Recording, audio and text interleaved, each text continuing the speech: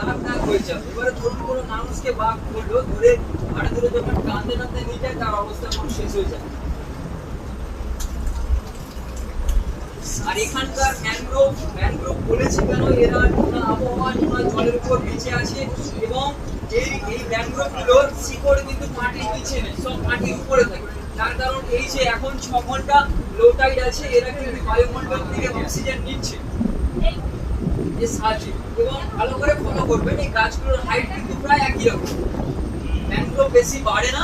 এবং ওই গাছের গায়ে দেখুন একটা হালকা অন্যরকম দাগ আছে, সাদা সাদা বা যেগুলো উপরের দিকে আছে ভেজে ভেজে দাগ, ওই অবধি কিন্তু হাইটটা হয়, ওই অবধি জল থাকে।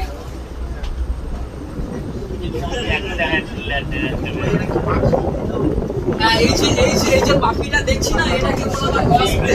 এই পাখি মাছ ধরে খায় কিন্তু অস্প্রে, রেয়ার পাওয়া যায় সব পাখি। ডানাটা ধূসর রঙের হয়, ভিতরটা সাদা, মানে বডিটা সাদা।